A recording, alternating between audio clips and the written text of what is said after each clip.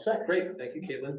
Good evening, ladies and gentlemen, and welcome to the Newburyport Zoning Board of Appeals for our hearing this evening of September 12th, 2023. My name is Rob Champetti. I have the privilege of serving as the chair of the ZBA. I'm going to take a moment to just introduce myself and the members. Though few of us there are, we do have a quorum, one of whom is attending remotely via Zoom in the sort of holdover vestige of all times COVID. We still have a bit of a hybrid model, which means that folks can log on remotely, participate remotely, and even members, to the extent necessary, can be here remotely as one of our members, in fact, is this evening. So what I'd like to do is just kind of go over the lay of the land and the flow of any ZBA. For those among you for whom this may be familiar, I apologize in advance. For anyone who hasn't attended a zoning board of appeals hearing or any public administrative board hearing, this will be just sort of what to expect. And so we can keep our flow moving. We have a very short agenda this evening, but we'll go through everything as it appears in our published agenda. I believe we have one request for continuance, but two of the three will be moving forward. So before we begin, I'll just establish with a roll call who's in attendance. We'll legally establish that we have in fact a quorum, which is the legal basis by which we can conduct the business of the Newburyport Zoning Board of Appeals. We are recording this evening as well, and everyone who's here in person, as well as everyone online, can follow along and will be able to engage, and I'll explain it how we go about that. So without further ado, I will just call the roll, establish a quorum, list the legal voting members, then we'll get into a quick outline of flow and then get right into the business of this evening. So calling the roll call of the Newburyport Zoning Board of Appeals, September 12th, 2023, Mr. Ken Swan here, Mr. Walter Bud Shannon here, and Ms. Patricia Peckman here. And Rob Champetti, I'm here. That is 4 present. That is the minimum quorum. Of course, all 4 of us will be the legal voting members. So that means that in any application that goes forward this evening, in order for that application to succeed, it will require unanimity of the board, which is all 4 of the board members must vote in the affirmative for the project to move forward and for the application to be approved. So looking at our agenda this evening, I'll just take a quick moment and describe for those for whom this might be new what we do and how we do it. We begin having called our roll with our business meeting. We have one matter that's on, which is just a request for a permit extension on 23 Boyd Drive. Then we get into our public hearings. We have 3 public hearings that are on our agenda. In the order in which they're shown, we'll go through those. There is one continuance, which we will take on first. Just so that if anyone's here or online in connection with that application, you needn't wait around just to find out that it's getting continued. And that's just sort of a common courtesy we like to pay attention to when we can. When we go through the public hearings, just for flow, I will begin by reading the legal notice. That's simply the description of the application by the applicant / owner's name, the address, as well as a quick descriptor of the relief being sought by that application. That'll be described as either a variance, a special permit for non-conformities, just as it's listed in the agenda, and then a quick description in sort of natural, real language on what exactly the applicant seeks to do, just so that no one, God forbid, need to have to be an attorney in order to understand what exactly is being requested. We'll simply describe it, or I'll describe it as the applicant seeks all necessary permits to demolish and or reconstruct a structure, or create an addition, etc. Just something that makes it very natural and easy to understand in as few words as possible. Once we go through that legal notice, we'll then invite the applicant or the applicant's representative to take the podium, and we have these out recording microphone and broadcasting equipment here, so that you just simply keep your voice up if you could. We ask that anyone who wishes to speak to kindly take the podium and just lower the mic and just speak normally. We'll then entertain the application presentation by the applicant or the applicant's attorney, architect, engineer, all of the above. After the application's been presented, I then close that first portion of the public hearing, and we go into the second portion in sort of this organizational flow of a zoning board of appeals. We go into the public comment section. When that happens, either Caitlin Sullivan, our city planner, or Andy Port, our planning director, will put up, actually Caitlin Sullivan will put up a slide which simply describes the lay of the land with public comment. We ask that folks kindly just govern themselves accordingly with respect to the courtesy of time spent. We do have a 2-minute limit. I exercise discretion all the time to allow folks to complete thoughts and to get to, the conclusion of their comments.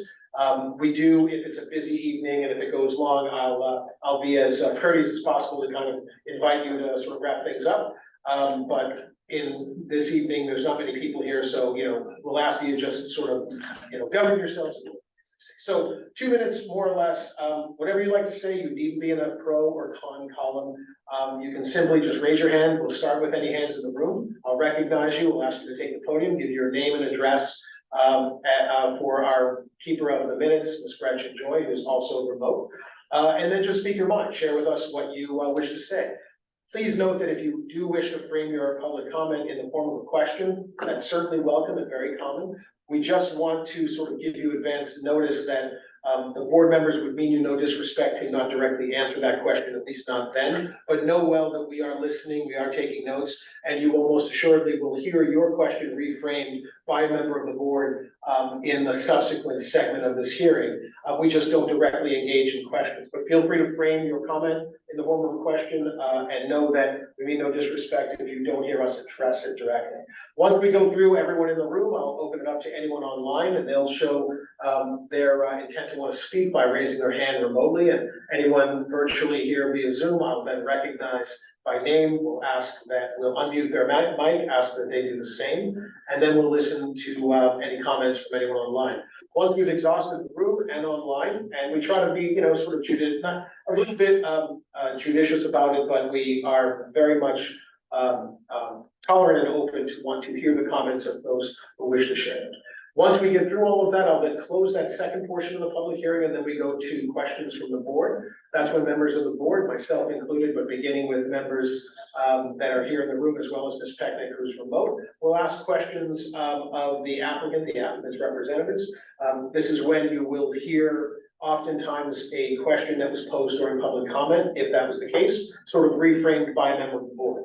After we go through questions from the board, I'll then close that third portion of the public hearing, and we go to the fourth and final portion of our public hearings, which are deliberations. This is when the members of the ZBA will deliberate out loud, sort of in open public meeting, of the legal criteria that had to be met by the applicant and the application, whether the material presented, rose to the level of having met that criteria in the judgment of individual members. The members will discuss between themselves, pose the legal criteria, just sort of discuss the application, pardon me, and whether it met with their sense of material, whether the members of the ZBA felt it rose to that level and met the criteria. If so, why? If not, why not? Basically, in a public hearing, you get to hear everything as we think it out loud. So there are no sort of quiet thoughts in zoning board business. So once we go through the deliberations, I will then close that fourth and final portion of the public hearing,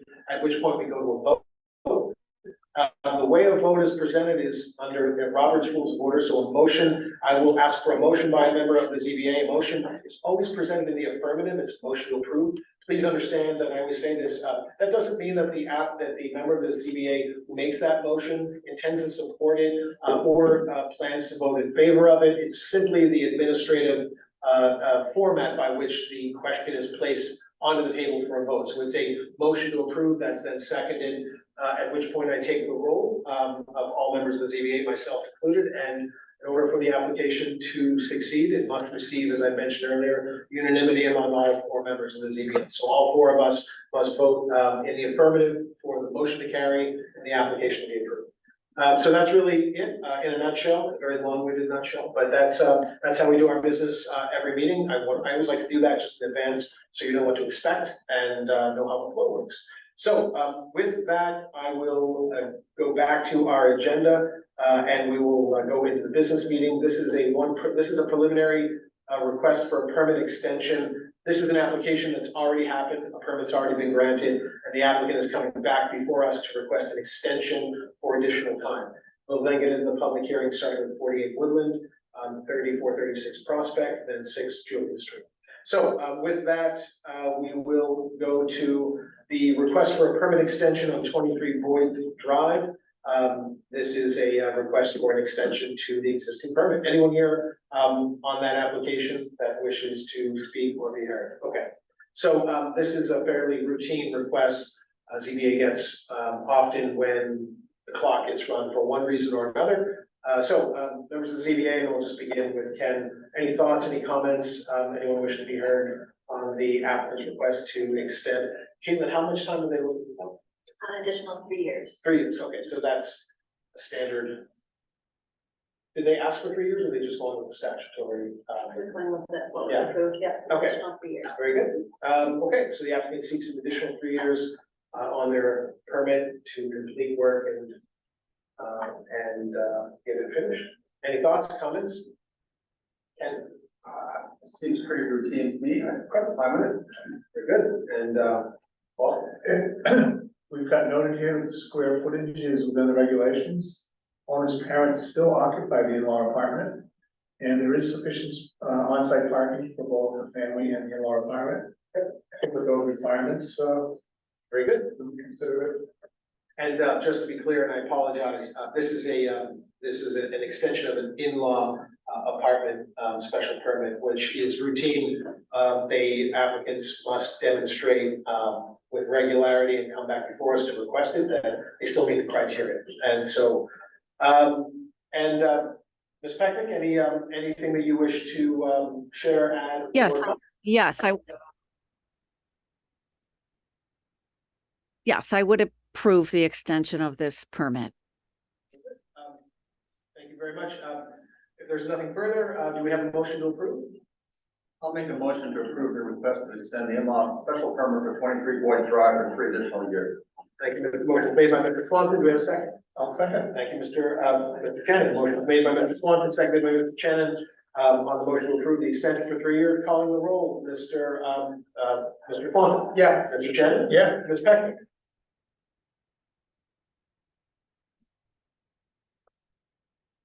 Yes. Tricia, can you- And Rob Chiappetti, I vote yes. That's 4 in the affirmative. Yes, 4 in the affirmative, the ayes have it, motion carries. That application is approved for an extension of 3 years. Thank you. So now moving into public hearings. This is the application of Russell and Deborah Worthington, 48 Woodland Street. The matter is continued from August 22nd. Yes, you know what? Thank you. And my apologies, we're just gonna do a quick continuation on the second application. We'll get that one done and then we'll be right back. Thank you very much. Apologies for that. As promised, we have one application for which the applicant is seeking a continuance. We'll get that one done first in case there's anyone here or online that came here for this application. This is the application of Michael Real Estate and Construction LLC, care of Lisa Mead, Tellerman and Costa LLC, 3436 Prospect Street. This is a special permit for nonconformities to renovate an existing two-family structure, including an upward extension of a rear addition, and the applicant seeks a continuance of this. Attorney Mead, do you wish to be heard?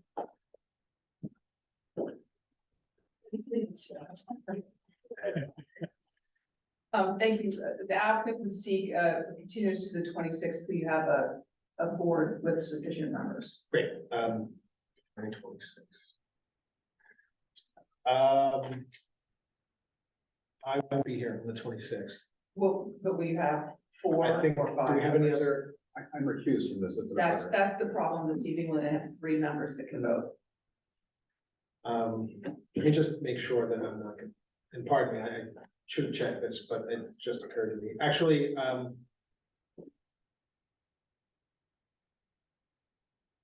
yeah, unfortunately, I would be traveling the 26th, so that means that we would be down, we would be down, Mr. Swanton and myself. Patricia, will you be able to attend on the 26th? yes, yes, I'll be there on the 26th. There's 2. Yeah. We can just hope that the remainder of the members will be there. I'd like to continue it to that date because you're gonna have a full agenda that's gonna need to be jumped around if you don't have other members.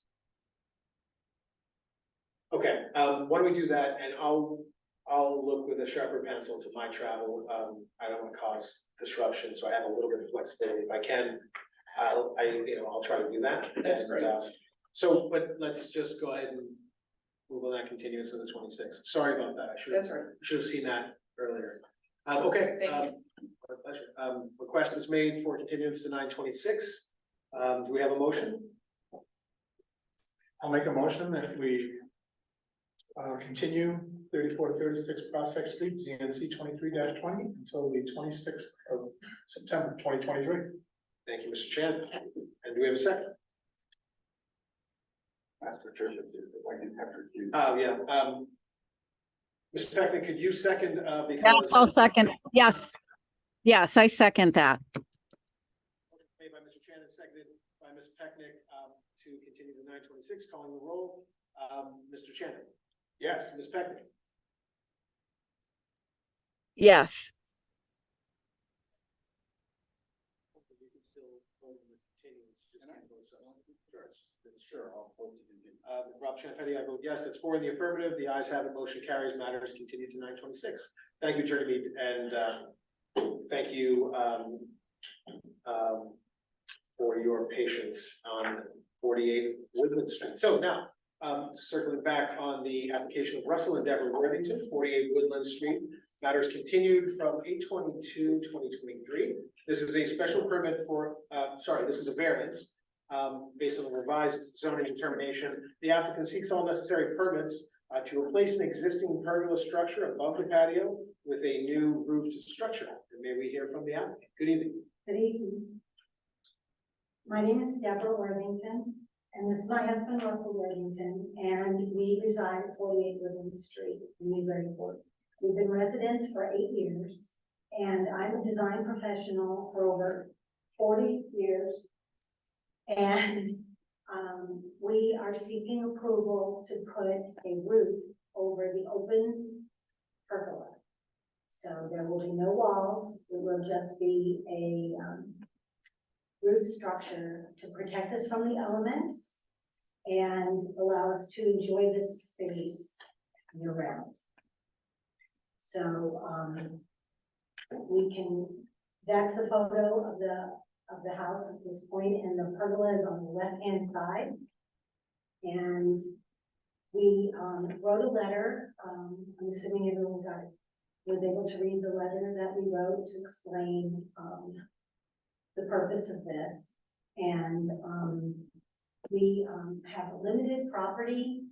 So this side part where the pergola is really our yard. We don't have a backyard, it's the driveway. So this space is our most accessible outdoor space that we have. So with that, we can move through the design portion. So this is an elevation of the front of the house. The top is the existing, showing the pergola as it exists at this point in time.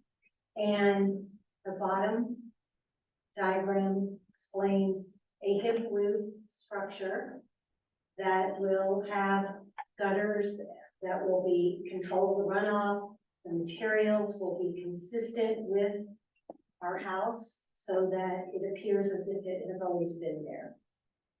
And the columns will be sized accordingly, but they will remain the same style that we have in the front of the house as well. Next, this is 3 elevations. One looking at the pergola. The first plan shows an elevation looking directly at the pergola as it relates to the rest of the house. The elevation on the other side is a sun porch that exists with screened casement windows.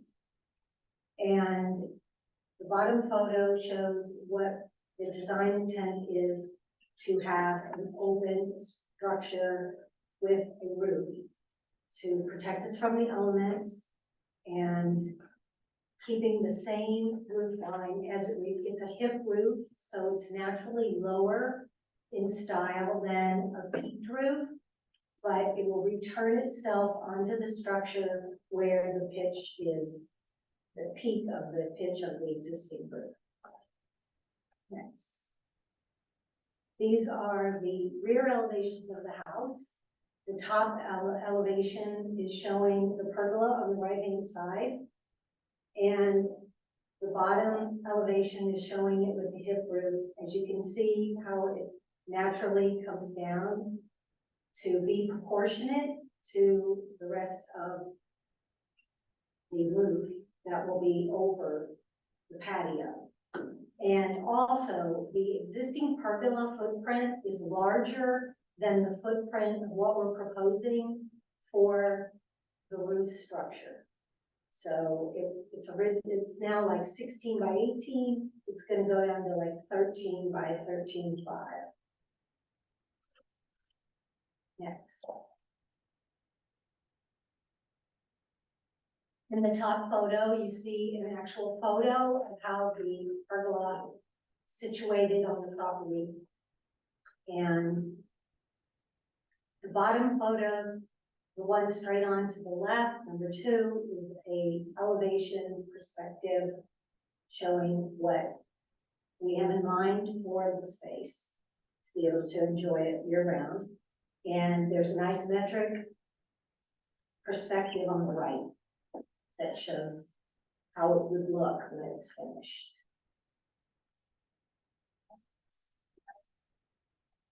This is the floor plan, just basically letting you know that it is smaller footprint than the original pergola. And just structurally how it will sit with the columns. And one of the reasons that we want to put a structure over that is not only to enjoy it year round, but we have a tree that drops a detritus all over this pergola most of all of the good months that we could enjoy it. So you really can't sit out there and enjoy food, drink, because this sticky, gummy type material just takes over the space. So we really have taken a long time in the 8 years that we've been there to think about this. We're very considerate of the design and the style and the scope and the scale so that it's balanced with the rest of the house and it's surrounding the neighborhood. It fits in. We're trying to make it look like it's always been there, as well as, you know, being able to mitigate this drop.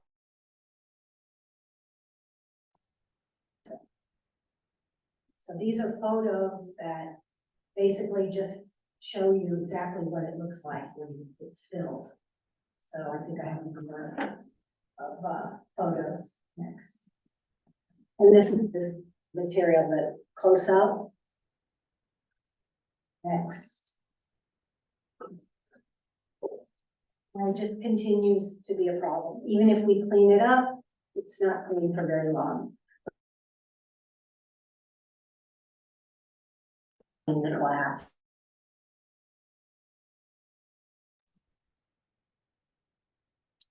So I think that just about explains, you know, we've tried to be the design to be contiguous to the house and be thoughtful and not overbearing in any way to the rest of the neighborhood.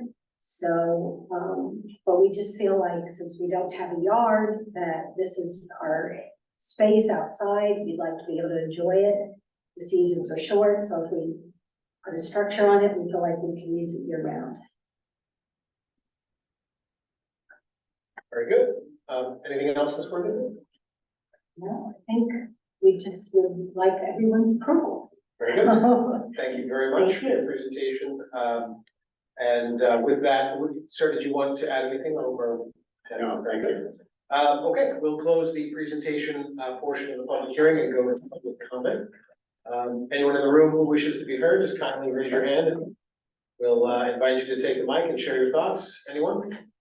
Seeing no hands and noting for the record that there are no participants online to raise their hand, I will go ahead and close the public comment portion and go to questions from the board. And, we'll begin with Mr. Swan. Thank you. I have a couple questions. Wonder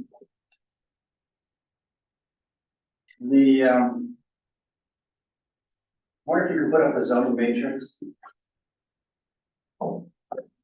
You try to understand what's going on here. The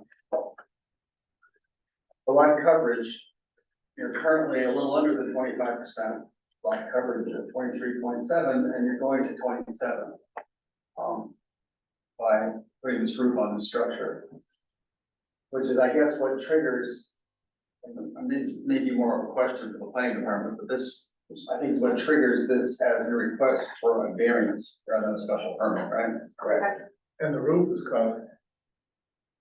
It's the The roof, the pergola doesn't count right now. the pergola and the deck don't As count. soon as you put a roof on it, Correct. And it counts as, lot coverage. okay.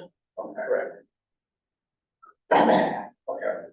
The problem is with a variance, there are technically a few requirements, you know, if it's an odd shaped lot, but that's a rectangle. So I guess the next question is, are there slopes? I guess there aren't any extreme slopes there. This is more of a flat thing. Yes, sir. How about soil conditions? Are there like swampy areas or anything? No, sir. And we have gravel along the whole fence that Yeah. is between our butters and Yeah. behind and around the perimeter. Okay, So I have photos of that if you'd like to see it, but we sit up high. So naturally, we have a stone wall and then there's gravel, and so we sit up high in the street, but there are no slopes, it's Okay. flat. I just want to make sure I understand that. Carolyn, could you put up the site plan, please? The site plan lists, a couple of the abutters here. We did get a letter, back on August 21st from Jill Payson, who I think is your abutter, just to the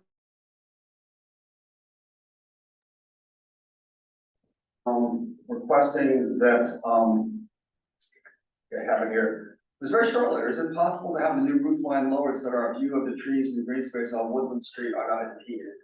So I guess, has there been any change to your plan since she submitted that letter? No, sir. And I do have some answers for that, Okay, go ahead. if you'd like to see. Yeah, I'd like to hear. So, I wanted to make sure that there's. So, so what I, did in regard to that is, I went over and I asked her because I wanted to, see what she was asking me. So this is her view from the edge of her deck. We'll be standing up, her deck is 34 inches above the roof ground. And so when she stands there, she sees this rectangle. And that's what's continuous that she was questioning. So as you get further and further back, she has some seating. So this is 15 feet back, this is standing between here and there. So the one thing she asked about was the trees on Woodland. So the majority of these trees are beyond Woodland, they're on Carlton and Collins. So they're not really directly on Woodland, they're like the edge of one, but, I wanted to make sure. I go far for Richard, we can't really see what's Yeah. going on there. So then, in addition to that, I just carried that further. This is if you're sitting on her deck. This shows that it's above the finished floor from our property. And this, thing of butter, it did tell us that they were going to put up a 6-foot fence. So that's just a sketch of what a 6-foot fence would be like. So, I think, we just wanted to note for the record, it's a little hard for one of our remote members to understand what you're referring to, so I don't know if you're able to speak to yes. with visuals that they've already gotten as well. Yes, yes. So,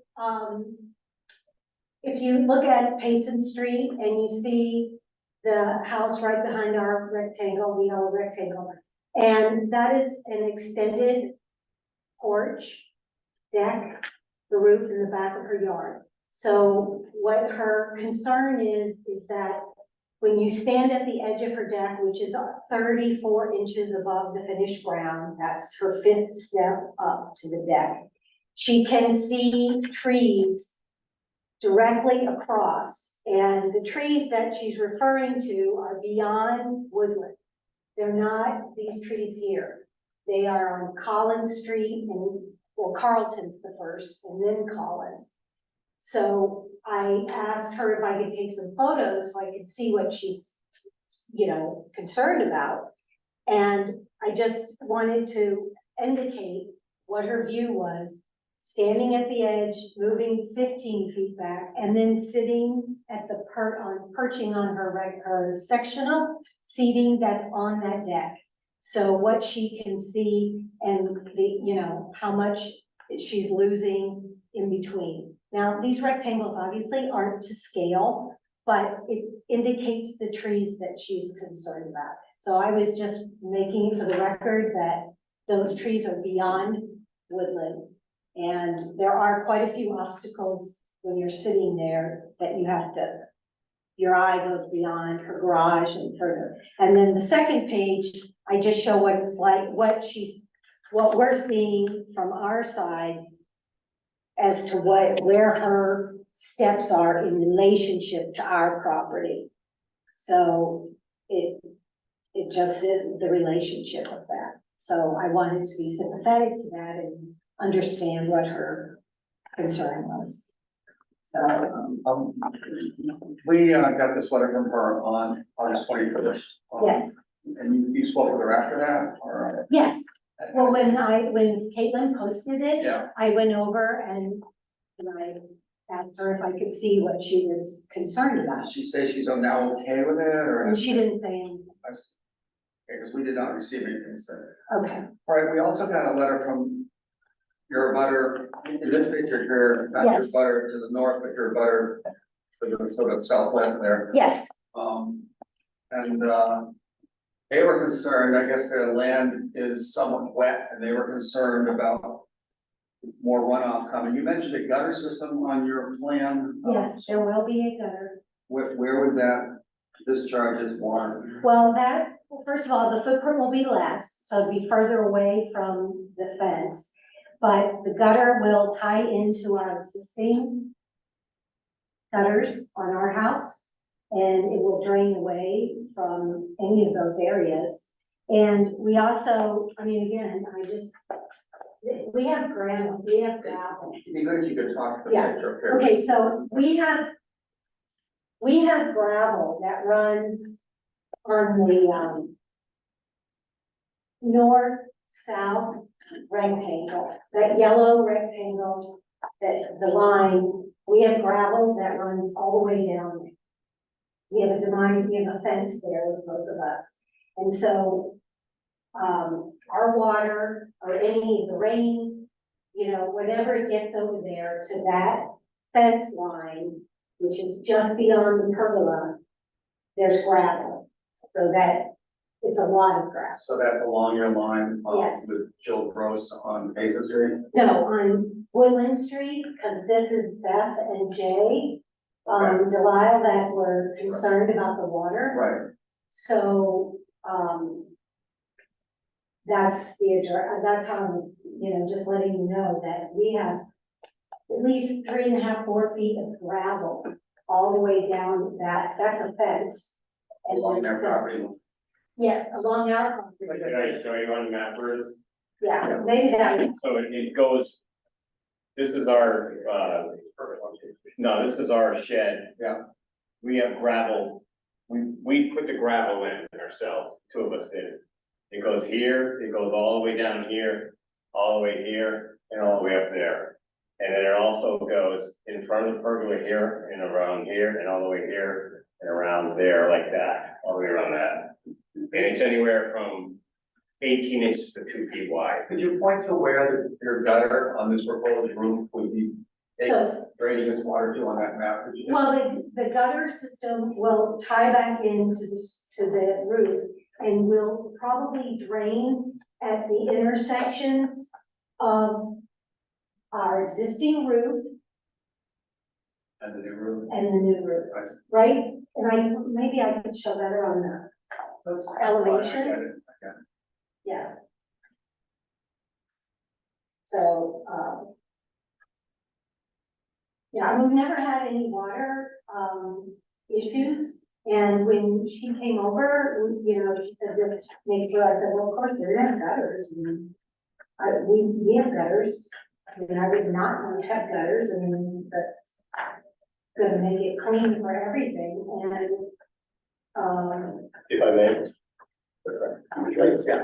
My understanding was because I, the letter there reached out to me, the other side, the Lyle, I reached out. My understanding is the concern and the preference is, if at all possible, to make sure that it's clear either from the plans or from the condition decision that the gutters or the drainage from the roof is directed away from that property line. So in either case, I think that what my understanding anyway of what they were looking for was confirmation in some way or a condition if necessary to make that clear that the drainage from the roof would not be directed via gutter towards that abutting lot line. okay, and can we make that a provision? I believe that's something that the board could do on the Yeah, board. so that it's noted that we would definitely comply with that. So, To me, that seems like an easily resolvable condition. Yeah. You know, if that works for you, that that's something that could be. absolutely, So, absolutely, for- yeah, and then I iterated that to her as well. I don't have any other questions. Great, and thank you both for your, Do you need these for the record? we have you submitted these yet? No, then we'll It take, would be good to retain it. we'll take one copy, thank you very much. There's one copy each, Okay. that's one and that's two. Thank you. Okay, Mr. Kennedy. Yeah, I just had a couple of questions. I guess the first thing to note is what do you call this new structure? Do you call it a roofed deck? Or, I just saying it's a hip roof over a patio. okay, roof over a patio, so it's smaller than the existing pergola, which is great. I was doing the math to try and see what it would take to get you back down to the 25% lot coverage. And they'd only be allowed 70 square feet, Yes, which is 7 by 10. A closet by most measurements. Right. So the fact that we're putting a roof over this is damning as far as it goes towards a variance. The other thing I noted is the new roof over deck is not centered on your existing building. So one roof line is gonna be clean and the other one's gonna be stepped back 3 or 4 feet. And see it, like on the Yes. bottom left, yes, because of the hip, yes. well. Down the and- front, it's contiguous, you're Right, right. and the other side it's not. So, the whole thing with drainage, I think we'll have to be careful with is the right side, looking at this drawing, is no problem because you've got a gutter system over on that side. It's the other side that you have to make sure it leads away from your neighbor's backyard. If this were to go through. Well, that, yes, because they're on this side. Then they're towards us. Yes, yeah. they're on the yeah. east side, but Right. yes, on Yeah. the north side, it will have to tie back in, Yeah. definitely. And it would look silly to have 2 downspouts next to your. Oh, there's also at least 3 feet of gravel. Right now. With an edging around it that we put in, Right, and then And that will all and then a stay. fence, there's a fence, a wooden fence that, 2 feet into the ground that divides. So that Yeah. will stay, all the gravel will stay as is. and the other thing, when we got the note from a butter about the roof, I looked at what it would take to lower the roof, and you almost can't. Can you go to the previous print? Yeah, they've already got it stepped it down quite a bit. If you were to try and lower that another 4 feet, you'd end up with a pitch. If you lower the pitch, it would be really, it's like crazy. Or you go to if you go to too low a slope, it forces it into a rubber roof. It'd be worse. So we're kind of in a pickle. Well, the hip is sort of the lowest profile to. Yeah, I the end think what of the Mr. Swan is saying is you could slope that even more, but you'd still only get it down a few feet.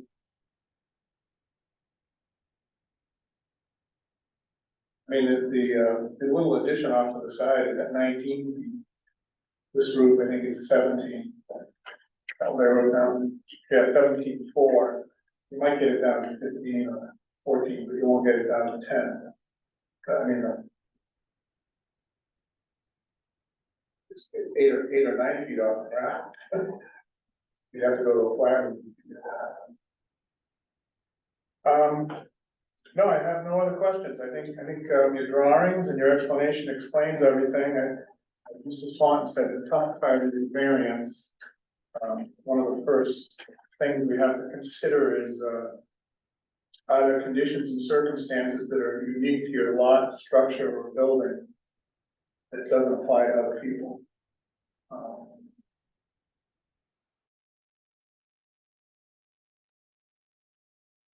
That is Yeah. 24. Well, the back part of it is the driveway, so that's Yeah. the only part. Now, when you shrunk it, you've done a nice job making it probably as small as you can get away with and have it usable. Yes, I mean, 13 by 13, no one would ever argue that that's a big structure. you know, You know? we want it to look intimate, modest. Yeah. And not screaming. I mean, we Yeah. want it to look proportionate. Scale is very important, especially in this situation. That's what I got, no other questions, Chair. All right, thank you, Mr. Shannon, thank you, Mhm. Gordon, as well for that. Ms. Pecknick, any questions? Yes, my question is, what is the square footage of the patio? I might have missed that. The new square footage, 173. Okay, so I'm looking at, the setback, of course, is measured from the implied wall plane, the columns. So I'm thinking, are we in fact also contemplating maybe an addition with a fireplace and chimney rather than just a roofing over of this outside space? To me, it looks like as much an extension of the house than, as a refining of kind of the yard space. And I am also thinking about the potential drainage issues that were mentioned. I think, would you be able to return with a plan that shows the gutters and addresses the drainage concern, directing the water away from the lot line? Yes, I mean, I've asked for it to be a provision, so yes, of course. I guess mean- I'm also, I'm struggling with the hardship finding as well. So I guess that, my question for now was about the size of it and just sharing what's on my mind for others on the board, but I don't have another specific question. Thanks. Very good, thank you, Ms. Pecknick. I don't have any additional questions that haven't already been addressed either, and I appreciate Worthington's taking a moment to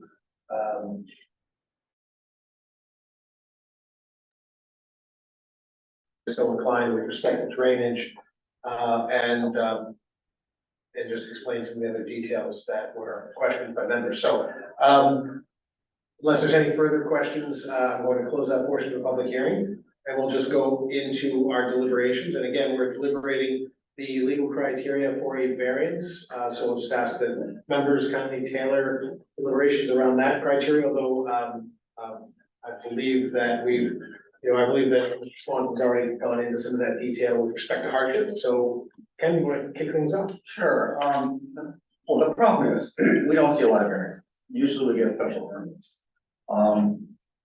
You have a variance here because your house, like any house in Newburyport, right, is non-conforming in several ways, but you're creating an additional non-conformity by going from a house that's conforming with your coverage to one that's now non-conforming. So that puts a much higher bar for us. And if the lot fit one of three criteria, if it was a very unusual lot, kind of like high shape of the piece going over here or something. Or if it was a very heavily sloped lot, that you had a really tough time working with, or your soils were, a third of it, 2/3 of it was swampland, you can only go in one area. But none of those things exist here. So we have a situation where there's not really a strong legal basis to grant a variance. And the problem is, part of the problem in my mind, if we were to grant a variance, And a butter who has an issue can easily get it knocked down. And we already know a butter who asked if the roof be lowered, and the roof has not been lowered. So it just gets really tough when you're working very, very close to an abutter, if the abutter is not supportive. And it's, so I started off by thinking, wow, they have pergola, they just want to remove mine.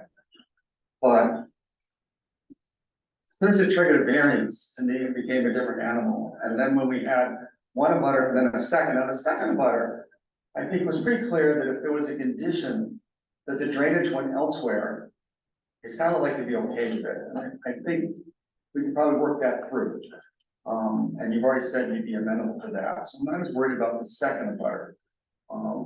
Anyway, so that's my concern about the legal situation here. This is rare for us. It doesn't meet one of the three lot criteria. And we have an abutter who has objection. So it makes it difficult to, in my mind, others may disagree, I'd like to hear what my colleagues have to say. But for me, it makes it hard to grant variances with. All right, thank you very much, Mr. Swanton. Mr. Chairman. Yeah, I think if we look at the four criteria for a variance, the first one being the unique applicant's lot or structure, soil conditions, neighboring lands. That's the one I think we're all struggling with. The other three, I think we're okay with. Strict application would deprive the applicant of reasonable use. Unique conditions and circumstances are the result of the applicant. The applicant has been doing it in creating conditions. And relief wouldn't, this one kind of goes back to one a little bit. They could grant a special privilege should we really find the affirmative. So I guess one of the things I wanted to go back to was, when this was filed, this was not a variance. It was determined initially, I don't want to speak for the zoning administrator, but I think it was determined to be a special permit that then was determined on further review that a variance was being triggered by it. So the initial assessment was a special permit. Did the zoning administrator write finding that tells us why it went from a, because when someone puts a portico over a front door, we don't include that. I don't think, we haven't, at least in the past, as square footage for lot coverage. As an entryway and access way, necessary egress way to the structure. Right, Maybe different than this, the very. right, well, okay, so if they were to put a door, which I assume there is a door, is there a door out to this No, deck? no. It's the posts, it's not, it's the, They could put a door there. can I tell They you put a what, door in it, does it take away the calculation? it's the posts, Go to the back of the drawing. it's the posts. The determination of the zoning administrator, even on an entryway, Yeah. if you have brackets, it So, doesn't count. like corbels. and That's right, overhang. if there are brackets and an overhang, it doesn't count to lot coverage. As soon as it goes down to As soon your, as it goes down, it Okay. counts to lot coverage. okay. So that's how I know, because we've had a couple of porticos, overhangs, we don't count them. Well, they're not being enclosed essentially, is the, No, but I think the point is that if it were, say, cantilever, right, then the projection is not, if you were to create like a virtual That'd be a geometry Yeah. from that projection and drop it down to the earth, you wouldn't count that, face. You drop it down where its support structure is. So that's a design sort of architectural curiosity, right? But that what we have before us is a geometry and calculation based on what's the structure that's being proposed. But we also know that it started as a special permit and somehow morphed. So it's just trying to find out what the genesis between the morphing was. Because that's the one thing we're struggling with, is the fact that it's a variance. If we took away the variance, this thing would fly, I think. Well, let's continue the deliberations and not to short circuit. Yeah. Any further deliberations, well, if there's anything else to add, I can circle back to you. No, I think based on the true reading of, the ordinance, we are all struggling with the first point, that there's no unique structure, land, anything. that allows us to make the first bullet. Well, okay, and If you come up with one, please share it with us, and I'm thinking, let me go around the board first. because we have done that too. Patricia, Ms. Pecknick, do you, what are your thoughts, as we get into Yes. deliberations? Yes, I'm not persuaded that there is an exceptional and undue hardship here. So you're toiling with the hardship criteria, not so much even the first Yeah. prong. Okay, so you're really. Yeah. Okay, very good. Was there anything else before I kind of? No, nothing else. That's it for now. Great. I mean, I'll just say this, I mean, I certainly, get it, it's the unfortunate, circumstance, of the rigor of our code, and our adherence to it seems draconian sometimes, that we have to be so robotic in this, but alas, that's sort of our charge. We do, however, take a, human approach to understanding and reading the landscape, no pun intended, and that's some of what you heard from Mr. Shannon, sorry, Mr. Swanton in particular, with kind of probative questions about the soil conditions, the topography, the slope. The reason for some of those questions was to try to understand the uniqueness, at least in satisfaction, potentially of one of those four prongs. Though it seems that alone doesn't necessarily carry the day with all members. One of our members mentioned the hardship criteria, which can't be self-inflicted or financial, et cetera. But as I look at this sort of big picture and zoom out, I believe, is it fair to say that part of why you're covering this, I thought you had mentioned there was some drainage issues, some water issues. I know at least one of the abutters had mentioned that runoff. Is that something particularly impacting your lot here? Is that why you're covering this? So this is the first I've heard, other than my conversation with Beth, we've never had drainage Nope. issues on, off of our property, because Is it a stylistic, and pardon me, I don't mean to interrupt you, before I forgot, that dovetailed that question, if you'll indulge me a sec, the reason to cover it, is that stylistic, architectural, in nature, or was there some other? well, the nuisance of that tree has prevented us from using that space. Okay. So it becomes an ongoing nuisance to us. The tree is And, not on our property. well, the tree is on our property, Well, it's on the other side. but it's on the other side of the fence. So, we're trying to save the trees and be considerate, Mhm. but we also know that we can't use that space. So we thought, well, long and hard about coming up with a design that would allow us to use that space year round.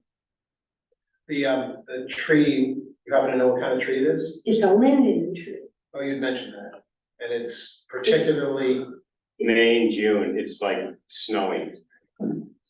It's, it costs us more to have it cleaned up than what the Yeah. roof will cost. He's already got that. all right, I appreciate that. So, my thinking, and I don't know whether this, and I'm not trying to be, I'm not trying to be manufactured in this thinking out loud. And I certainly am not trying to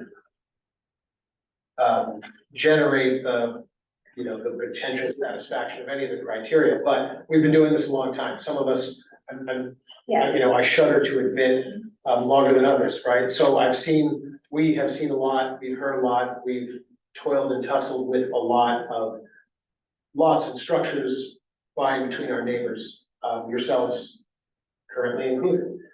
When we deal with this criteria, we take a human approach, or at least I do, and I think I'm no exception with my colleagues. And when we run it through this lens of, like in this instance, the one prong that at least I can speak to, and I can't I'm not speaking to the hardship issue, which is a whole separate issue, and again, you understand, all four of us must vote in the affirmative for this to carry, for that to carry the day. Just to speak out loud, though, with respect to the conditions and circumstances unique to the applicant's lot or structure, that do not apply to the neighboring lands, you know, we can look to hydrology, slope, topography, soil conditions. And, you know, we have, I don't know, is a tree that grows in the soil an extension of the soil condition that's unique to this property with a specific species that creates that issue? I don't know. It's a reach probably, but it's not nothing. We try to consider everything. But my colleagues are correct, I think, in my estimation, viewing their judgment, which is that we are struggling with the rigor of the criteria that we must run all of this through. This does not even if we were to surmount that, even let's say if I was able to, if there was buy-in between everyone with respect to that, it still doesn't change the hardship issue, and at least one of the members struggles perhaps insurmountably with that. So, I would be able to support it, you know, with, I mean, I certainly think that if we can address the runoff issues, at least some of it is supportable, at least by me, I think I can support it. I don't think that that matters, because I think that you have a few other issues that at least a few of the members have voiced. I say all this out loud only because we don't practice, zoning by ambush here. So we want to give you the opportunity to have heard this out loud before we take a vote, which is a sort of an irrevocable step that could place you, sort of outside the walls for a period of years before, we can come back before us unless you changed it. To give you an opportunity to perhaps try to revisit this, take a step back. We certainly don't love to try to fill our docket with, a revisitation, but again, we are simply you just on this side of the table as appointed citizen members of the volunteer board, and we live in the world. So we try to be very thoughtful and pragmatic, as well as try to do our job as we understand it. So, you have a few challenges, and I think that you've heard most of them. I want to just hear from the members of the board once more before we kind of pose a question to you, which will include, would you like us to take a vote? But let's start with just one more loop to see if there's any other thoughts. But those are my thoughts in deliberation, just sort of hearing what everyone's saying. Mr. Chairman. Sorry, I thought it raised. Yeah. Go ahead. Go ahead first. I'm still concerned. I have just one question, which is, the problem is you trigger your variance by going over the coverage. Is that shed including the coverage that they have? Yes. Yeah. How big's the shed? How big is the shed? 80s. How important is that shed to you? I'm just thinking. Well, we don't have a garage, so we don't have any other place to store anything, so that was there when we moved in. See, So- if you ask for a vote tonight and you lose, you can't come back for 2 years. Can we cut the tree down? Well, I'm not an expert in trees, but I think you can cut the branches that overhang your yard. Right, but I mean, we've done that and, But I would just let me follow finish for a second. If you were to figure out how to get the coverage so it doesn't trigger a variance. So maybe you lose your shed, or you make the thing a little smaller, some both, and you somehow had your neighbor a little happier. Maybe you didn't have the roof pitch quite as high as the rest of your house, but less, and your Jill Gross said, I'm fine with that now. And you identified where your drainage was, then if you're not triggering your variance, your neighbors aren't up and on, I wouldn't say up in arms, but aren't sending us letters of objection, then it'd be much easier for us to prove it. But my issue is you're asking for a variance, and variances we don't approve very many variances, we just don't. Yeah. So anyway, that's what I wanted to add. No, I was curious about that shed, and how important, I realize the shed's important too, but pardon me? I realize the shed's important too to you, but it Right. might be, maybe you could make a trade-off. I can't do the math offhand here. I think, Okay. and I agree with Mr. Swan, and I'll just dovetail with this. We don't approve very many variances, but it's not because we see it as some no-fly zone, Mhm. but rather because the criteria is very steep, and its rigor is very steep, right? So we find that it's a hard road to hoe. So few meet that criteria, if any, to be quite honest, Right. especially with respect to this notion of hardship. But, I think, I think Mr. Swanton brings up a good point with respect to alternatives in design, which is right in your wheelhouse, and I don't propose to, peer review your design, but if you cease to have a rigid structure in coverage of the roof of that pergola, but rather some, textile soft coverage An awning? that deploys out and retracts in, or something, I don't know, you would like to be more creative than certainly I. But once you did that, you're no longer Yes. in the computation. So, and there are, I've seen this execution in, our built environment with respect to pergola that have, some sort of, semi-permeable, but water, Right. water, Yeah. resistant shading. I don't know whether those are options, Mhm. pruning the tree, pollarding the tree, maybe, I don't know, but I wanted you to hear, I think we wanted you to hear, what we're up against, and it sounds, and I Yeah. wanna ask, Mr. Shannon if he wanted to add anything, but then I'm gonna come back to you and, we just don't want you to find yourself, having a vote if you wanna take a sharper pencil with some things, we're happy Yeah. to give you that setback. But anything? Yeah, I was interested in your approach with the tree, but I still couldn't get my arms around it. It's getting close, Well, it doesn't solve, it's curative, but not not curative. 100%. Yeah, not with four of us, we at least have one, and, we should, yes, Miss Pecknick, I mean, we're kind of talking about you while you're in the room, right? I'll, as our member, and I don't know whether others share your sentiment, but you're the one who voiced it, and the only one who voiced it, but you're not necessarily the only one who feels it and thinks it with respect to a lack of hardship or your inability to get there. Any different or new thoughts, having heard and participated in all of our, all of these deliberations? Does anything change for you with respect to hardship? Or are you essentially, still where you shared that you were? Yes, I'm in the same place in regards to hardship, and I think that the comments of other members of the board have been very thorough and very fair, and I appreciate the feedback that's being given to the applicant about possible ways to get this down to a special permit, which would be much easier for us to handle in a way that that the applicant would be happy with at the end of the day. Okay, thank you. And I have, yeah, Go ahead. you're done with. Yeah, Miss Patricia, was that it? Did you have anything else you wanted to share? Yes, yes. No, I don't. Thank you. Jen? Yeah, I guess, jumping off some of the ideas that have been thrown around. You might be able to work with the zoning administrator to find out what would cause this to not require a variance. As an example, if it was 100% cantilever, there was no posts in front holding it up. Magic would have to hold it up, I understand. This would go back to being a special permit. Yes, which is where it was for a long time. Life would be Yeah. wonderful. I did the math, if the posts were only 5 feet from your house, and then the rest of it was cantilevered, so you'd be cantilevering 7 feet. That would also keep it in the special permit rules. So let's go a little bit further. What if you brought the posts out to 10 feet and got rid of your shed? Mhm. So you have a 3-foot cantilever. It may then, you'd have to work with the zoning administrator. Mhm. I don't know if it's the footprint of the deck or the footprint of the posts to your house.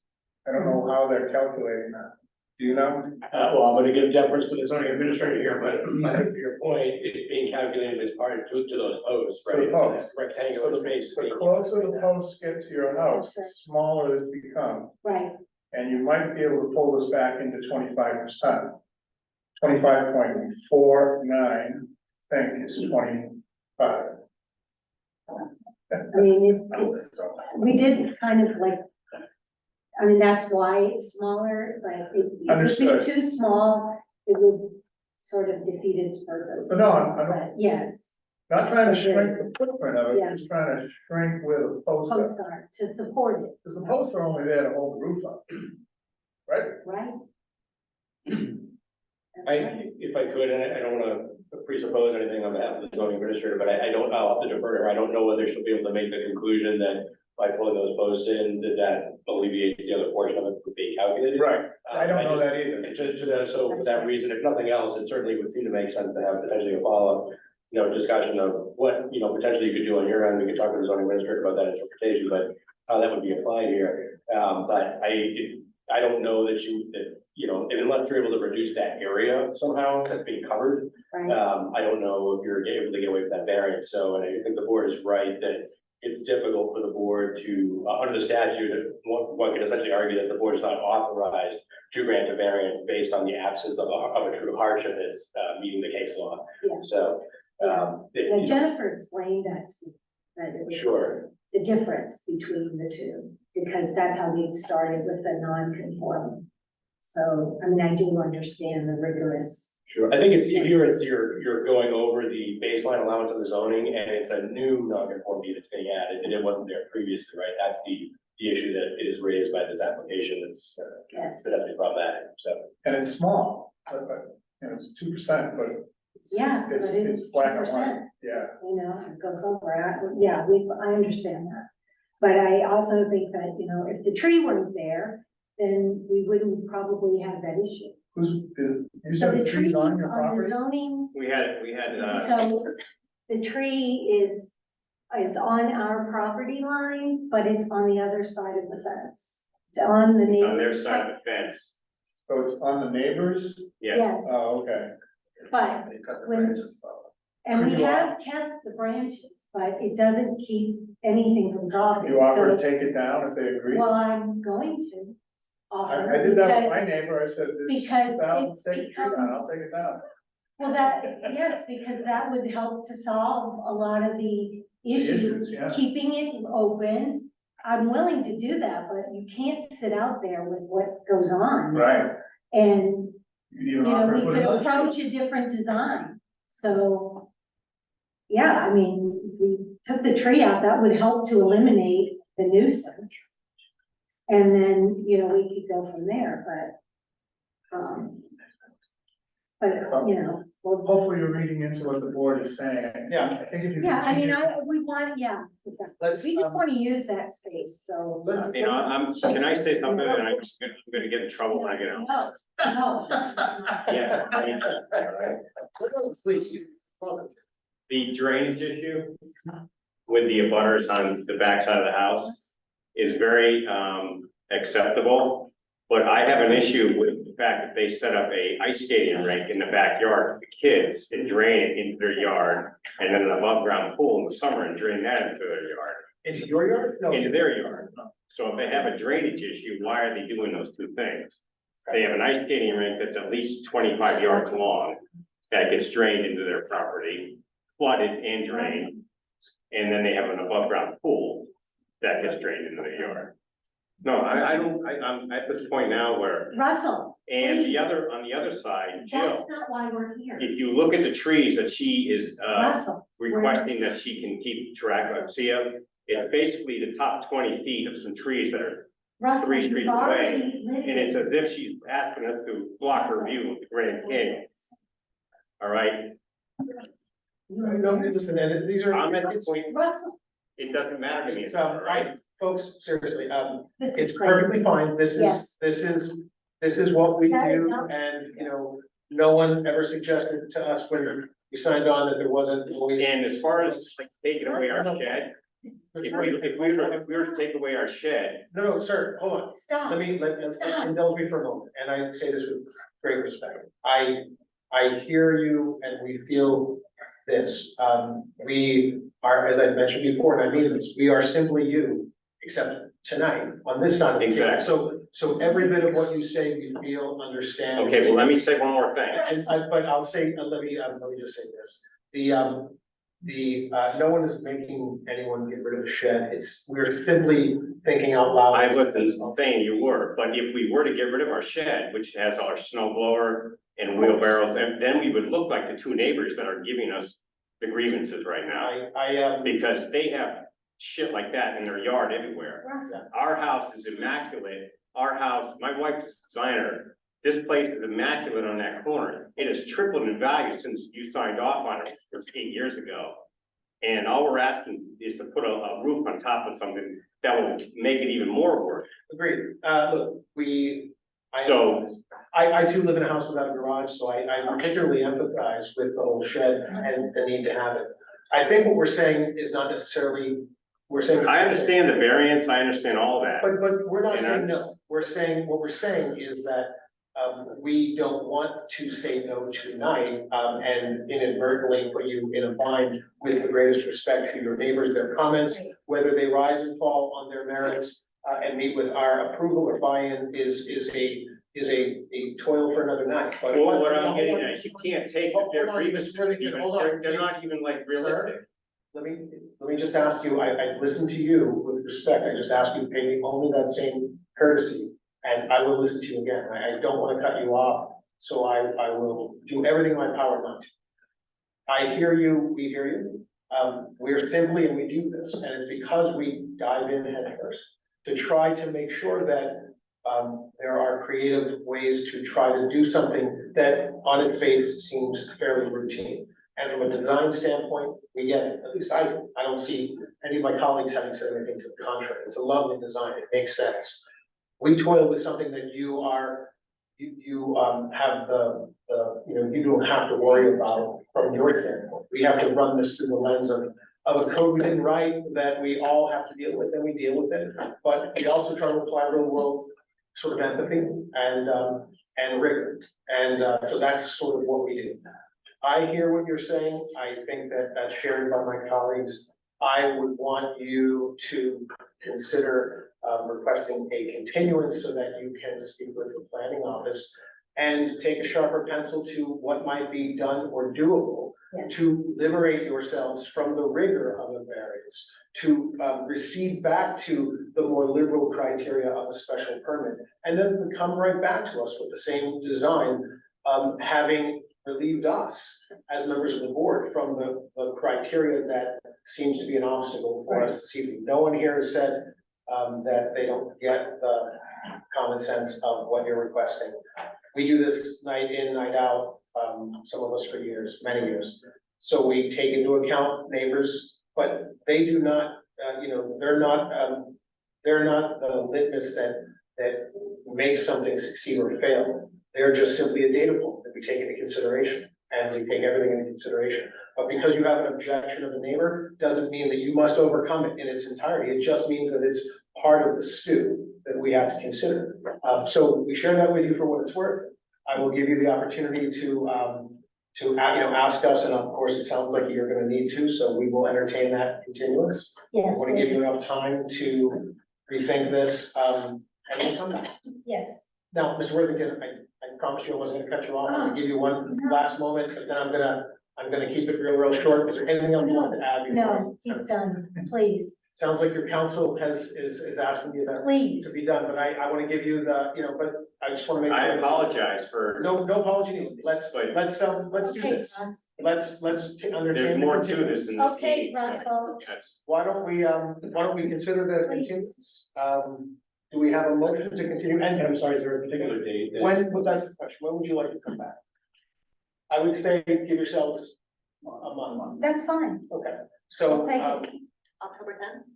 over to that. yes, that's fine. Okay, October 10th, and we will, we'll allow this, unless there's something else on it, we can have this be first out. Okay, So this way, you'll. I understand. Agenda. Okay, Mr. Worthington, thank you. Do we have a motion to continue? I will make the motion that we continue. 23. Very good. Ms. Pecknick, you came in second, we're gonna have you seconded. Mr. Motion. I made by second Mr. it. Seconded by Mr. Pecknick, on the motion to continue, calling the roll, Mr. Swanton. Yes. Mr. Chen. Yes. Ms. Pecknick. Yes, And Rob Champetti, I vote yes, that's 4 in the affirmative on the motion to continue to October 10th. The ayes have it, motion carries, and the matter is continued to October 10th. Thank you, folks, and we'll look forward to seeing you on the 10th. Very good, okay. Moving now to our next application, on our agenda this evening, we have. This is the application by Peter Newton, care of Lisa Mead Retail and Costa LLC. The application address is 6 Julia Street. This is a special permit for non-conformities.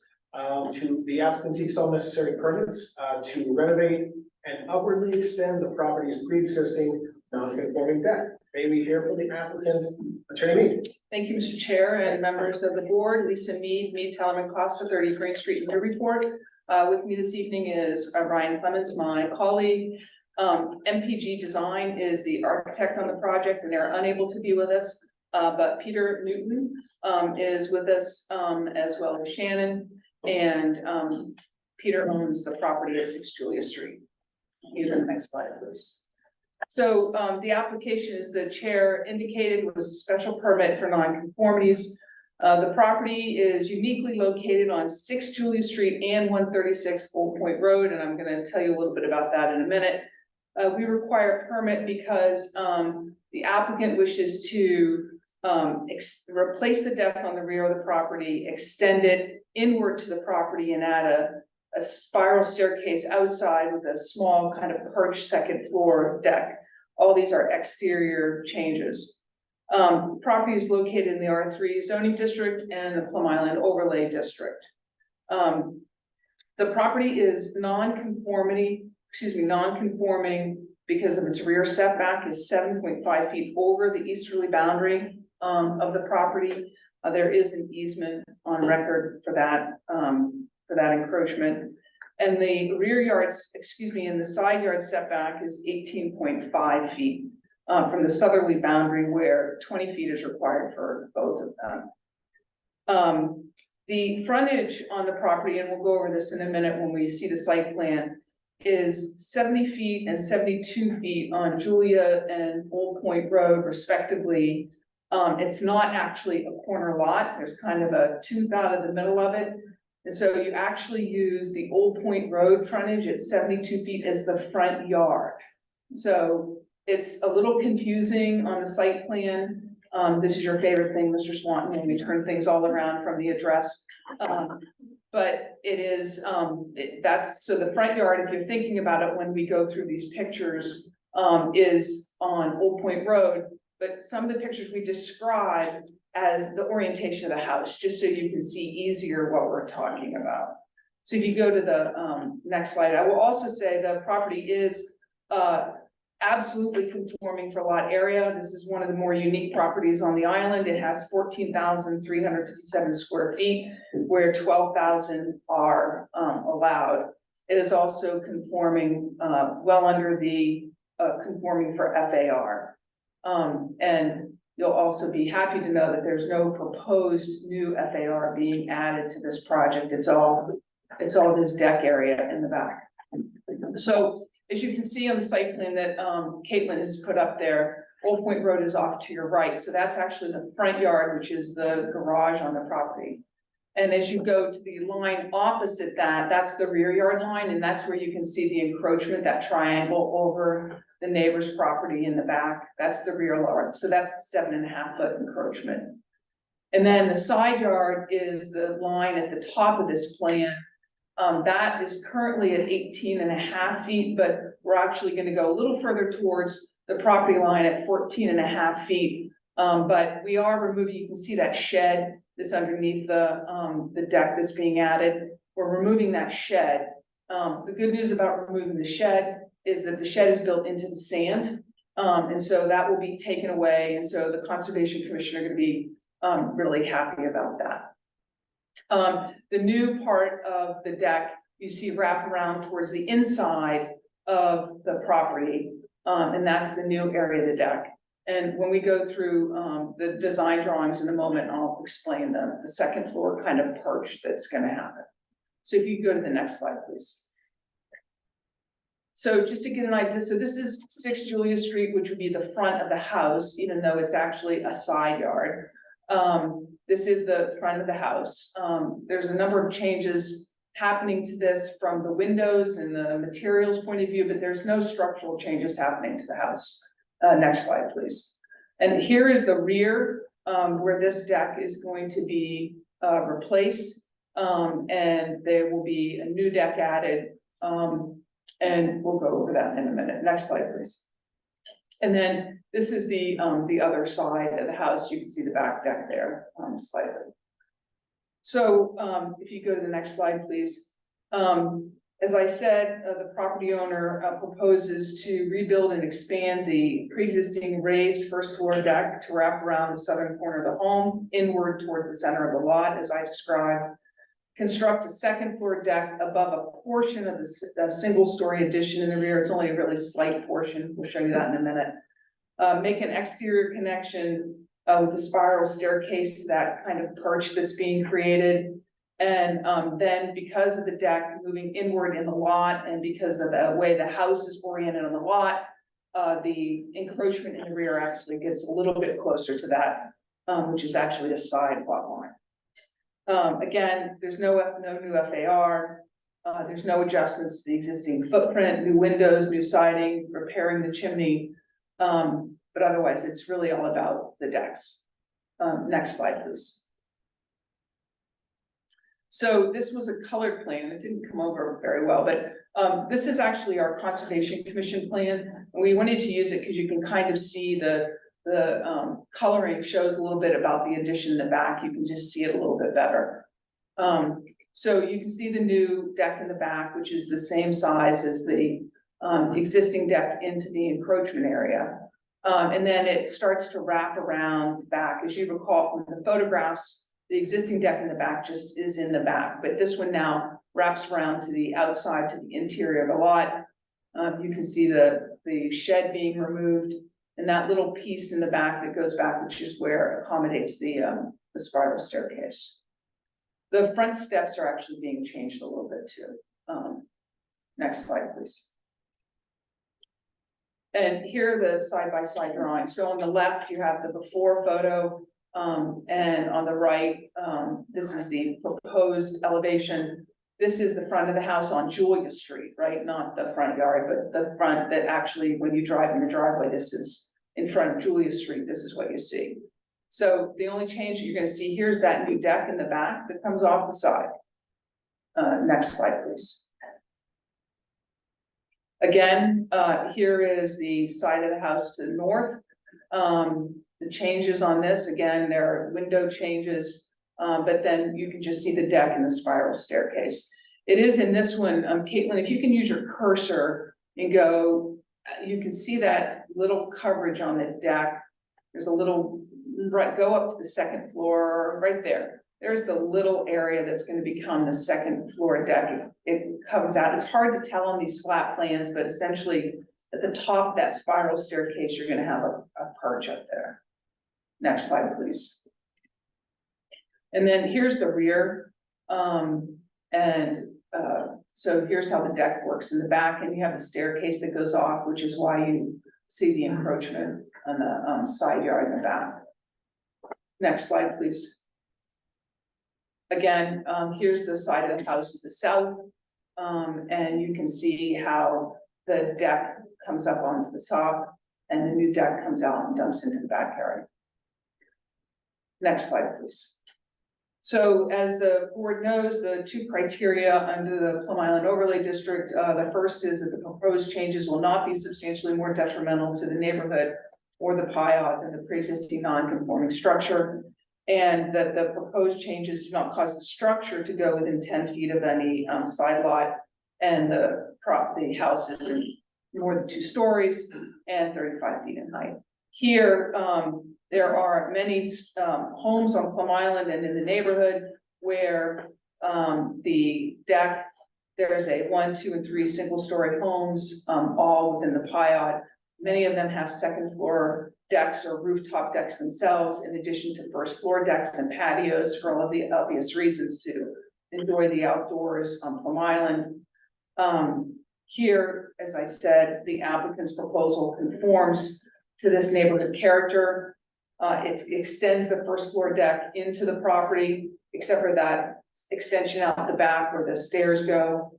And the reason that's counted towards the rear yard is because it's more than 3 feet off the ground. Otherwise, if it were lower, of course, we'd be allowed to extend into the side yard setback. The expansion, will result in the removal of the shed, which is a good thing, for the island. And, the second floor deck, and its extension, the first floor deck actually matches surrounding homes. The deck will meet the requirements for the Conservation Commission construction. And again, the shed will be removing it. And as I noted earlier, the FAR is not being impacted at all. Go to the next slide, please. So here we have, our property right down in the bottom, but you can see, the surrounding properties where their decks are, second floor decks, small decks, balconies. This is not an unusual situation. Next slide, please. And again, you can see the property in the middle there. Again, that roof line's not changing, the footprint's not changing. You can see the second floor deck in the front, the foreground, that brown house. And there's another second floor deck, I think off to the left, you can't really see in this photograph. And there's one directly in the front on the right-hand side. Next slide, please. Again, just a shot of the neighborhood. Again, it's good to see. You can see there's the size of that shed that's being removed, by the way. It's not just a small shed, it's a pretty good sized shed. And it's got you can see that it's got a solid foundation, right? So it's a big deal to move that shed. But this is the side that the deck's gonna run around on, and that's interior to the lot. Next slide, please.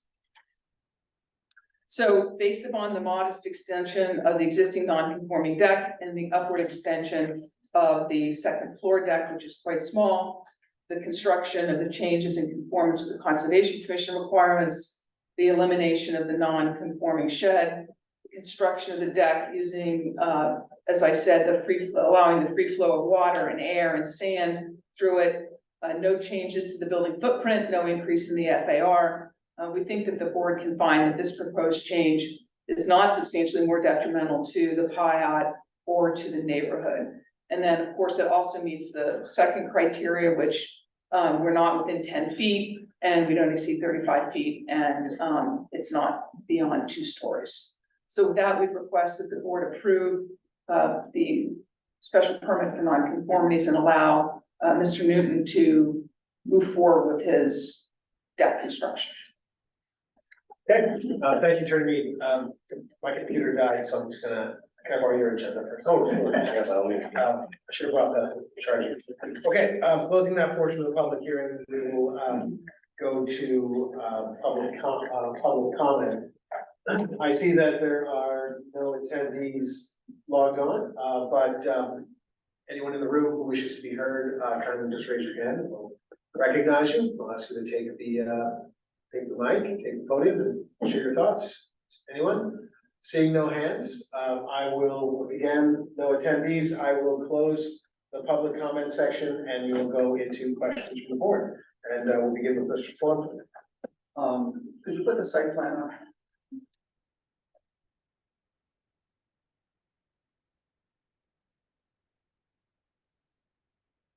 So, as you point out, this is a larger lot than we used to see in Plum Island.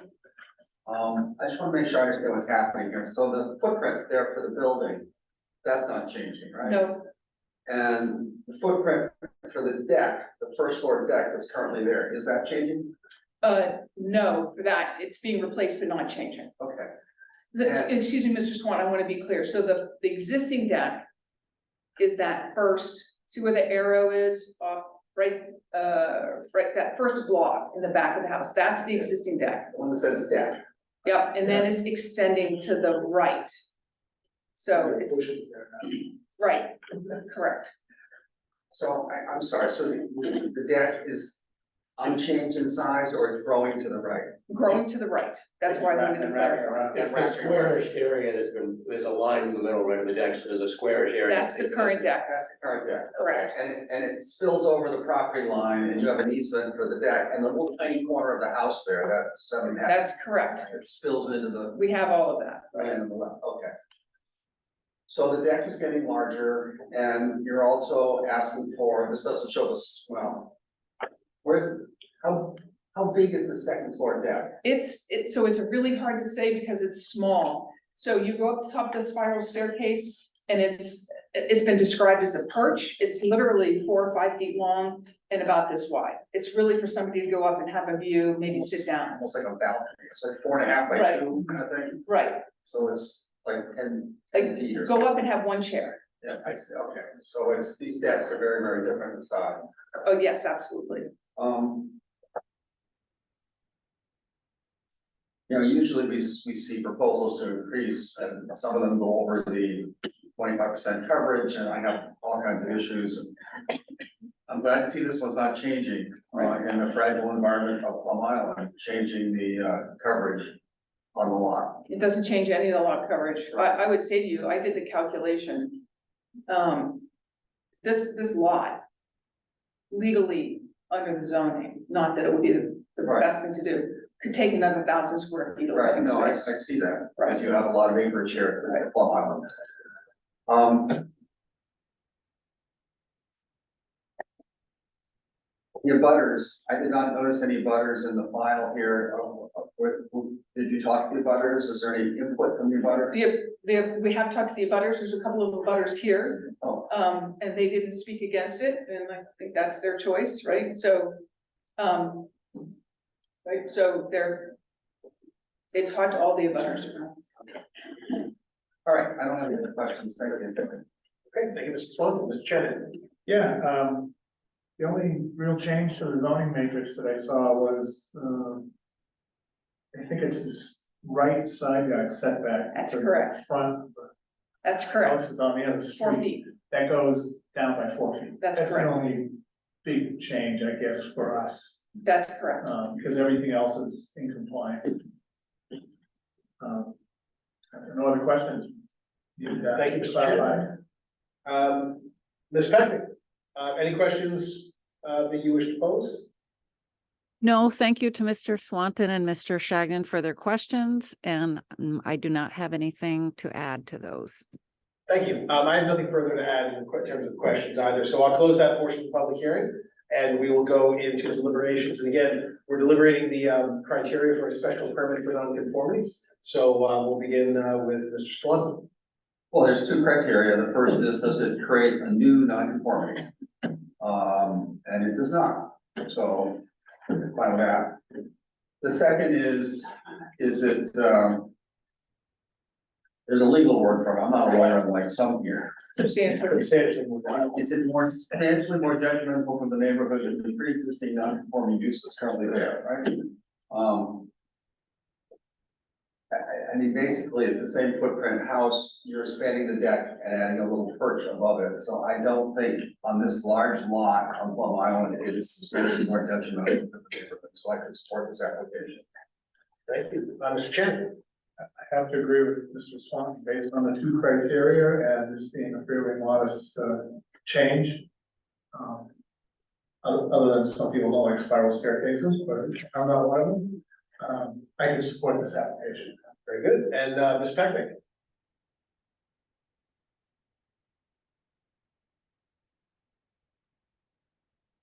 Yes, I can Patricia. support it as well. Thank you. I share the sentiment of my Yes, colleague. I can. Sorry about that. Go ahead. No, I just want to make sure you can hear me. Sometimes it's hard to hear you guys. I want to make sure you can hear me. Yes, I support it. Sorry.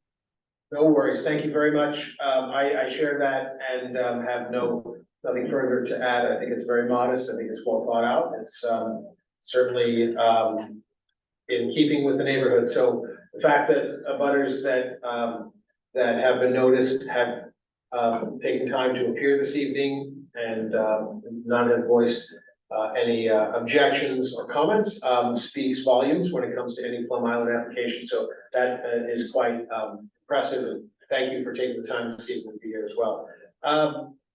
Without any further deliberations, I will go ahead and close that portion of the public hearing and entertain a motion. Do we have a motion? I'll make a motion to approve the application for 6 Julia Street, ZNC 23-21. Thank you very much, Mr. Shannon. Motion made by Mr. Shannon and seconded by Mr. Swanton. Mr. Swanton. Calling Thank you, Mr. Swan. Calling the roll on the motion to approve the special permit or non-conformities. Mr. Swan. Yes. Mr. Karen. Yeah. Ms. Beckman. Yes, And Rob Champetti, I vote yes. That's 4 in the affirmative. Ayes have it, motion carries, and the application is approved. Thank you very much. And thank you very much. That closes our public hearings for this evening, and with that, we will close public hearings and simply go into. We have one matter before us in the business meeting, which is approval of our minutes. Thank you very much, folks, for coming out this evening. Have a great evening. Approval of our minutes of 8/22/2023. Any comments? Any revisions or changes? It was a very short meeting. 11 minutes. I like. All right, that's a record. That is a speed zoning. And I think we started at 6 minutes late, because we were waiting for someone to join. Uh, I think it was technically like 5 minutes. Patricia, any changes or comments on the minutes? no, sir. No, sir. I move we approve them. Yeah, motion is made to approve the minutes, seconded by Mr. Chen. All those in favor of approving the minutes, say aye. Aye. Any Aye. oppositions, votes, or abstentions? The ayes have it, motion carries, minutes are approved. I have no additional updates. I just want to say one thing, Sure. which is, several meetings ago, I brought a letter to the editor of the newspaper here, got people's comments. After the item was withdrawn from the funeral home at our last meeting, I submitted it the next day. The letter writing policy in the paper says they might call you to verify stuff, so sure enough, I got a call the next day from Jim Sullivan. The next day, it was a front page story, and he never ran my letter, and I called him a week later and said, what happened? And he said, that's the editorial department. We'll have to make that decision, and it's now another week has gone by, and I could post it on Nextdoor or something, but I'm not going to. I don't like picking a fight with people who buy me by the barrel, basically. I've worked with the press for years and years and years. That was the old saying we used to have. I just said, this has never happened to me, where I've submitted a letter to the editor, it has been published, but I hear it's not unique. So I just want to let people know, some people think I should just post it on their Facebook page or something, but I'm not going to, just because I've just learned from this experience, and if that happens again, I will. I admire and commend your restraint. And, I want to thank you though for taking the time to write the letter. It's a shame, it shares our sentiment, but, we live to fight another day. But I think that, you voiced and articulated the thoughts of all of us and, took the lead to be the outside penguin on that, and, I appreciate it. I do think that, thank you, Rob. I do think their story, it was 75% correct, so I was happy with, they got the bulk of the key point that the city won the parking issue, which was the big issue. Yeah. They put in there, which I Which was was a like. great, correct. That was important. But anyway, that's all I have. I appreciate that. Thank you for sharing it. Thank you for taking the time to write it and submit it. I guess we move on, right? Move on. Anything? Just real brief, wanted just at the city council, to the extent it may come back to a type of permit, the city council will be discussing that matter again on September 21st. In committee, so we'll see where that goes. September 21st, there's likely to be probably, I would imagine, just based on what I've seen to date, maybe a continuance of that meeting for some other date, so we may have to track it for a little bit to see where it goes. But Do you mean they might not even undertake the business of that committee meeting and just punch it out? no, I think they'll discuss it that night, but they may have to continue that discussion to figure out where the consensus is, only because we've done 8 public hearings to date and still haven't quite gotten to a finish line with the consensus. So, Okay, great. so if you're interested in following that, we'll obviously, kind of track that ourselves. The other thing I was gonna mention was, just in terms of, we've been talking for years about and trying to do with the best of our ability, given our bandwidth, updates to the zoning ordinance, cleanup type changes, things are out of date, et cetera. One of the things that came up, I just wanted to float this idea, you don't have to necessarily speak to it right now, but if you want to communicate to me and, Kayla and I, we can sort of circle back. A cleanup type thing that might be appropriate, in my view, a little bit more of a housekeeping thing based on what I'm seeing in the zoning ordinance, what I've seen today. But where we have in the zoning ordinance, originally the zoning board of appeals was really the only board granting these permits, and over time, Robin's probably familiar with some of this more than I, because I used here a long time, but some of the permits in more recent time have been given to the planning board as special permits, for instance. There's been a lot of continuity, I would say, with sort of designating the special permit granting authority for the planning board on commercialized areas, and a lot of the residential staying with the ZBA. So one of the things that came to mind, and I think it might be worth considering, is making a little bit more clear and distinct in the ordinance that, if you're in the residential districts, these are residential uses, ZBA, kind of clean cut. But if you're in those commercialized areas, what we might be able to do is reduce the overlap between somebody going to, say, for instance, what happened when the downtown overlay district was adopted. Right. The ordinance was established with the proviso that the planning board, when reviewing an application in that district, would be the special permit granting authority in lieu of the zoning board of appeals. And I think that makes good sense, and I think, it's reasonable, I think, to contemplate doing that, or say, if you're looking at the commercial area around the Route 1 traffic circle, the Story Avenue area, and recognizing that there's a good, maybe separation there, where the ZBA can focus primarily on the residential pieces, maybe, and the planning board, given that it's already had a lot of experience and will continue to kind of grow in that permitting area, maybe could focus on those, and that way applicants could have a clear sense of, who they might be going to, and we might reduce the sometimes overlapping, constraints we have with legislative board. There's one provision in the ordinance where it says in one section that, somebody has to go to, it's odd, but it says that the applicant needs to go to both the ZBA and the planning board for the same permit. It's an odd provision, a footnote, but, so that being the case, I just want to toss that idea around to you if you want to think about it. Certainly you can give me thoughts now, but it'd be great to have your feedback only because it might be something where we can tweak a little cleanup and just make it clear where we have those occasionally, something where someone is sent to both boards. It might be more streamlined and appropriate, in my view, permitting processes, in terms of friendly permitting, to not send somebody to two different boards for the same application or same project. So. Yeah, I'd be in favor of that. I think sending anyone to two boards. Is. Right. I just don't see the benefit, I don't see, to me, I'd rather have one special permit granting authority, reviewing an application. So, and to me, that makes a lot of sense, but I realize it's a, each board's got used to a certain territory or area over time, so obviously it'd be. It's pretty rare we do stuff in a commercial district. It is, and that's why I see, to me, it's just a housekeeping thing to kind of say, look, we've already kind of established this, we have a few things that kind of get on the edge, and here we're just clarifying that nobody has to go I to. think of them, signs. Signs, yeah. Yeah. I would say. Right. Brian, yeah, the windows. Yeah, but that was a variance. That would still come to us, because that was a variance. Right, we can't designate the variance, right? That we could still come. I thought that too. Yeah. But also, a special permit under the DCOD when it intersects with like mixed use. So, well, in that case, so for instance, when, this would be down to the finer grain language of what that caveat would say, but I think where we're talking about in the decon area, that my intent or my thought with this was not to encompass the decon, for instance, I think I would say with the DBA, those are huge, sort of residential area that these, it's involved. I was thinking more about trying to just capture that, then like the downtown and the 40-yard district sort of area where there's commercial, that there's no point in those commercialized areas where the planning board already has typically a site plan review or a special permit or something that they might already be I don't looking think at. it changes much, because we don't do anything, other than a couple variances like Brian. Yeah, We don't do anything, and you wouldn't change that. I don't want to, if I'm bringing forward an idea, I don't want anybody to be sort of offended or like. Change signs, would signs go to them in the commercial district? Well, this is all open, for discussion, to me, That's about the only thing I can think of that we do, it involves a Yeah. commercial building. I mean, my inclination is to say if the planning board's already reviewing, say, in the downtown overlay district, these other permits, to me, it makes more sense that the planning board to also review if there's some sort of application out of the variance, where you can't direct variances to anything other than the zoning board of appeals. But I wouldn't suggest that here per se, but if someone's just coming in for something that's a special permit, I think it makes sense to keep that in a commercialized area with the board that's already doing that type of area. And not send something, have this applicant confused, well, why are we going to this board versus that board, or whatever the city, is involved. It's a little clearer, clearer if we can, make clarification that way, so.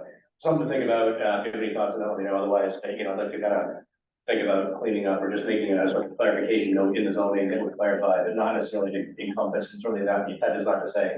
The DOT is what it is, but that's out of the plan board jurisdiction, but I don't think the intent would be to take the DCOD, for instance, and move out of the plan board, and to your point, that would stay with the, zoning board of appeals, so. Great, okay. Since it was brought up, I just had a question. The city doesn't have a sign board, right? We don't, no, I'm not sure. We're this. I was on the board of appeals in a small town, and you know, hung around with guys on other towns, they all had signboards. Yeah. That any type of sign changes and the ordinance went to them, and sometimes the planning board would look for their opinion. Right, it might be advisory, right? Advisory, Right, and same thing for us when it came, even if it was a variance, we would look for them to tell us, you know, why is this a variance, why doesn't this fit the ordinance, what's wrong? And the reason it comes to mind is, you know, we went through the whole age of when LEDs came out. And, you know, we went from halogens to LEDs, to things that lit, to signs that moved, to, you know, cartoons on them. And it was a pain in the ass as being on the board of appeals, trying to get through that without that signboard. so it makes sense, I guess, my first inclination is on the years of experience that I've had is, I mean, again, my first inclination is to say, probably not, we're not necessarily gonna benefit ourselves by creating another board per se. And I see certainly the benefit of having sort of expert, you know, advice or assistance and so forth, but I wouldn't necessarily want to create another process where it sort of slows people down to get through the process in some ways. So I'm hesitant to suggest the idea of creating like another board or entity of some type.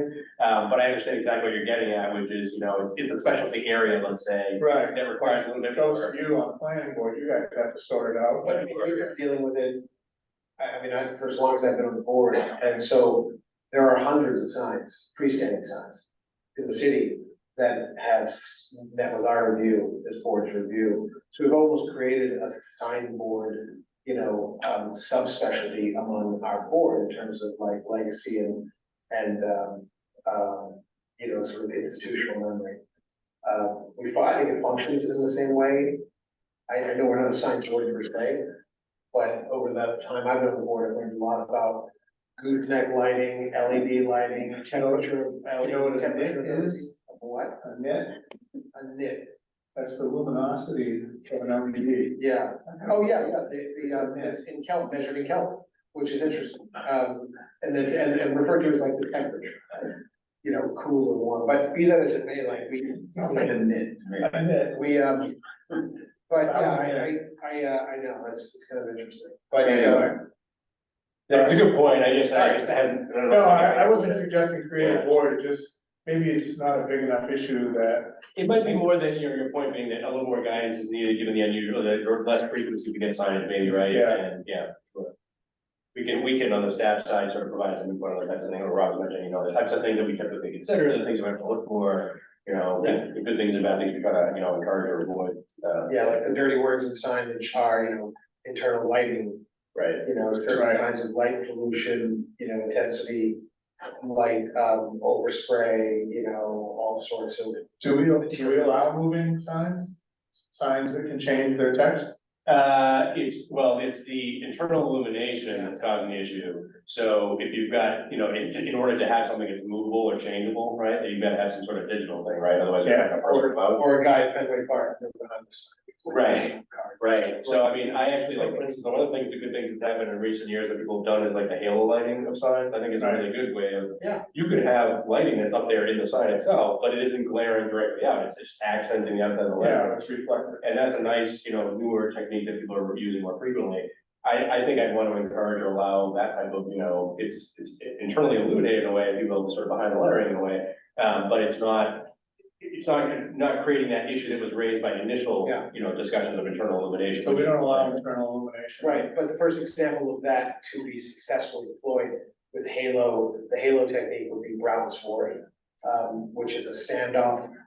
Which is standoff architecture of the lettering of Brown's Wharf, and then the halo behind it, which creates a back glow against brick. Right, And in relief, creates a black void of the character of the letter. right. And so that's the signage, it's Right. the outline of the halo lighting, it's kind of cool. And just like lighting that goes onto a ceiling, it doesn't put the direct lighting into people's faces. It only, so it's a great way of Yeah, doing that. Glow. It's below. It's subtle. Yeah. Yeah. What about the gas stations with their Well, changeable numbers? Quite frankly, I They gotta guess be able to change it. there's gonna be plenty of case law. No, they have LEDs.